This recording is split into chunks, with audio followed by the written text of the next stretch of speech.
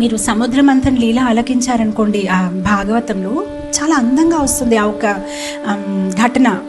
దాంట్లో ఏంటంటే ఈ దేవతలు మరియు ఈ రాక్షసాలు వీళ్ళందరూ ఈ సముద్రమంతనం చేసినప్పటికీ ఎన్నో మంచి మంచి ద్రవ్యాలు, మంచి మంచి వస్తువులు బయటకు వస్తాయి అన్నమాట.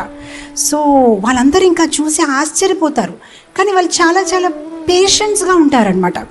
సో వాళ్ళు ఎప్పుడైతే ఇలా ఈ సముద్రమంతనం చేస్తూ ఉంటే చంద్రమా వచ్చిందనమాట. చంద్రమా ఎలా ఉంటుంది? చాలా అందంగా, ఎలా ఉంది? అందంగా ఉంది. కానీ వాళ్ళు చంద్రమాని తీసుకుని చంద్రమా వచ్చేసింది, ఇంకా చలో ఇంకా ఆపేద్దాం సముద్రమంతనం లేదు. వాళ్ళు ఏం చేశారు? ఇంకా వెయిట్ చేశారు. అప్పుడు ఏం బయటికి వచ్చింది? కౌస్తుభమణి. కౌస్తుభమణి ఎలా ఉంటుంది? అందంగా ఉంటుంది. వాళ్ళు ఆమె తీసుకొని పారిపోయారా? నో, కంటిన్యూ చేశారు సముద్రమంతాన్ని. మళ్ళీ ఏం బయటికి వచ్చింది? కల్పవృక్ష. కల్పవృక్ష ఎలా ఉంది?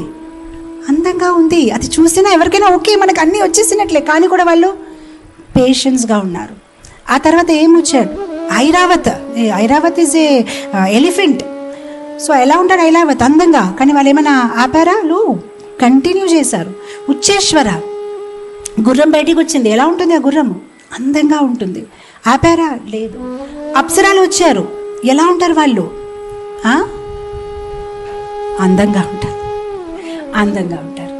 వాళ్ళు వచ్చారు, ఆపలేదు.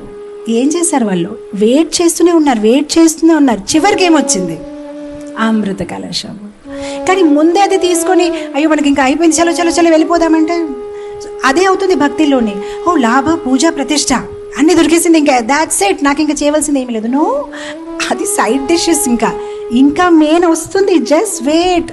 అమృత కలశం. కృష్ణ ప్రేమ. మనం ఎందుకు వచ్చాము ఈ భక్తి జీవితంలో?